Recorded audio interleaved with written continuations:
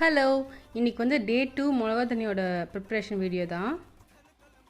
மொளகா தண்ணியோட preparation video first day video வந்து நான் பார்த்துருப்பீங்க. ரொம்ப லென்த்தாக போயிடுச்சு.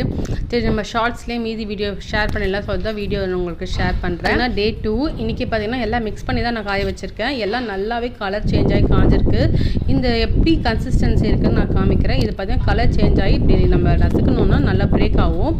அதே மாதிரி காஞ்ச மிளகாவும் சரி, நீங்கள் கையில் வச்சு நம்ம மடக்கணும் அப்படின்னா அப்பளம் நொறுங்குற மாதிரி நொறுங்கும்.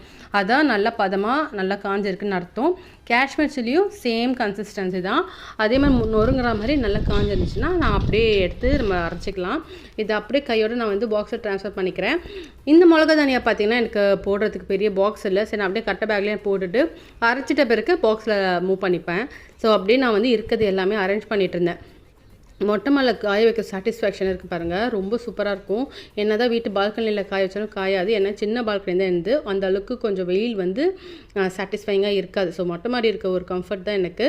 உங்கள் வீட்டில் பரண்டா இருந்துச்சுன்னா அதை யூட்டிலைஸ் பண்ணிக்கலாம். அதே மாதிரி பார்த்தீங்கன்னா எனக்கு ஒரு சேட்னஸ் இருக்குது, ஹாப்பினஸ் இருக்குது, ஏதோ ஒரு மைண்டு ஒரு மாதிரியாக இருந்தாலும் கொஞ்சம் மேலே வந்து இந்த ஸ்கையை பார்த்து ரிலாக்ஸாக உட்காந்தாலே மைண்டுக்கு ஒரு பாசிட்டிவாக இருக்கும், ரிலாக்ஸிங்காகவும் இருக்கும். அப்படியே நான் பார்த்துட்டு கொஞ்சம் ரிலாக்ஸ் பண்ணிட்டு அப்படியே வீட்டுக்கு வந்துட்டேன். ஈவினிங் ஆகிடுச்சு, பாப்பா ஒரு டைமிங் ஆகிடுச்சு. ஸோ கொஞ்சம் நானும் ரெடி ஆகிட்டேன்னா அவளை வந்தோடனே நம்ம சாப்பாடு விட்டுட்டு ரெடி பண்ணிட்டு டியூஷன் கூட்டி போய் விட்டுலான்னு சொல்லிட்டு நானும் ரெடி ஆகிட்டு இருந்தேன். எக்ஸாம் வேறு நடந்துகிட்ருக்கு. ஸோ அதுக்காக அவள் கிளாஸஸ் போயிட்டுருக்கா. அப்படியே பார்த்தீங்கன்னா இந்த ரோமா டைனா வேலிட் நிக்கி நாஸ்தி எல்லாம் நீங்கள் பார்ப்பீங்களா சொல்லுங்கள். என்னோட குழந்தை அவள் ரொம்ப பாப்பா.